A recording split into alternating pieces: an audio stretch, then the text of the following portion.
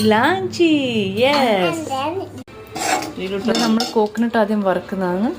പിന്നെ അതിൻ്റെ കൂടെ കുറച്ച് കാഷ്യൂസ്, പശുനെയ്യിൽ വറുക്കുന്ന. ഓക്കെ, രണ്ടും പശുനെയ്യിൽ നല്ല സുഖം, നല്ല അടിപൊളിയായിട്ട് വറുക്കുക.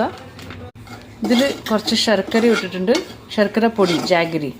ഓക്കെ, ഇങ്ങനെ ഒന്ന് പൗഡർ ഡബ്ബ കാണിച്ചിരുന്നു. ആ എന്താ ഇങ്ങനെ ഒരു പൗഡർ കിട്ടും.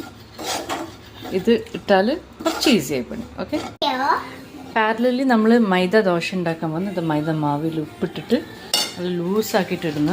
കുറച്ച് ഗീ ഇട്ടാൽ നല്ലൊരു ടേസ്റ്റ് വരും. ഈ മൈദയിൽ നമ്മളിട്ടത് മുട്ട ഇട്ടിട്ടുണ്ട്. ഓക്കെ, അപ്പോൾ ഈ വെജിറ്റേറിയൻസ് കുറച്ച് മുട്ട തിന്ന ആൾക്കാർക്കാണെങ്കിലും ഇത് നല്ലൊരു റെസിപ്പിയാണ്.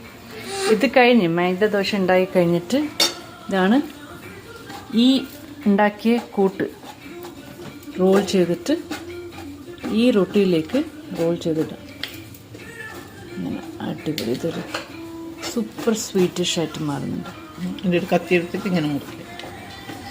യെസ്, എൻ്റെ എലാഞ്ചി റെഡിയാണ്.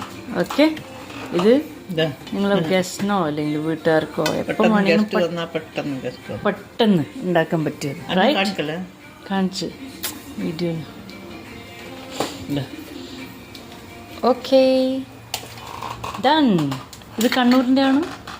എല്ലാവരും കണ്ണൂരല്ലേ, കണ്ണൂർ ഇലാഞ്ചി. ഓക്കെ.